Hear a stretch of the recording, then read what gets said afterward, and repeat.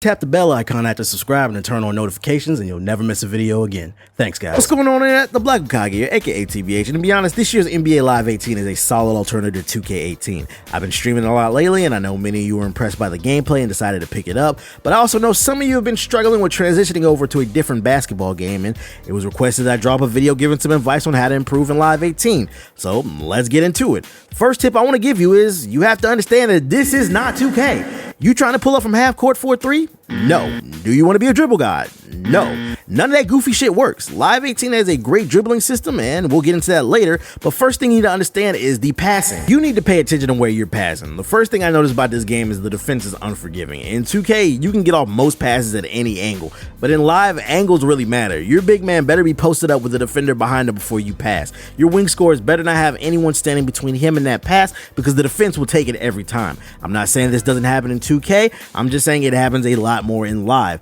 You will be punished for passing recklessly every time. What? Ankle breakers in Live 18 are something serious. Trust me, I've had my ankles snapped on stream several times. I stopped on that time. Nigga. Oh my ankles! But you have to understand how handles work in this game. You will feel a defender's presence when they pull up on you. If they bump you, often you have to wait for your player to recover before you try to do any more fancy moves. In 2K, you can kind of dribble whenever, but in Live, there needs to be a decent amount of space between you and the defender. For me to change my hair color black and gold. Oh, look at your ankles, boy! It's 1,000. Clip that. Clip that, bitch. Don't get frustrated if someone keeps bumping you. Back up a little or utilize screens to create space you need to dribble. On the flip side, don't be a ball hog, because all that dribbling will drain your stamina quickly, so if you can't pull off an ankle breaker, then just pass the ball. Speaking of passing, I'm willing to bet not everyone knows this, but if you're running a co-op mission or playing online and you have 1 or 2 CPUs in place of humans, then know if you pass it to them, then you can also make them shoot by holding down a shot button. This comes in handy if your wing scorer is open in the corner, so you can pass it to them and then make them shoot. Just keep that in mind. It makes the game a lot easier. Now let's talk a little bit about defense. In my opinion, defense is easy to pick up in this game. It damn near holds your hand, yet a lot of people still struggle with it. If you're on PS4, just hold the L2 down so you can enter your lower stance, then follow the arrows the game is showing you. Think of it as like Forza Motorsport. Just follow the path and time it correctly. If the arrow lights up green, then you're doing a good job. Get enough green arrows and you'll completely stop your opponent's movement. You'll know you did it right because your teammate grade will go up and you'll create a forced pickup. Now that person is forced to throw a pass which has a higher chance of a turnover since that person can't move. Keep in mind that your stats play a role in this too. The more stat points you spend on upgrading your on-ball defense, the easier it is to force pickups. When it comes to defending excessive dribblers, your best bet is to give them space. I can't give you an exact measurement of how much space is needed,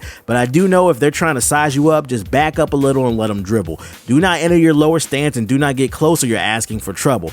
Back up, let them dribble a little, and when they slow down, then pull up and press them. It's a fun little mini game you have to master. I mean, your ankles won't automatically be taken into an animation like 2K. You have to have played poor defense to get crossed up. An example of poor defense is spamming the steal button. If you spam steal, you will be sent into an animation that has you tripping over yourself, and then the person will just blow past you. You have a window to steal the ball, and your best bet is when you're getting those green arrows on defense.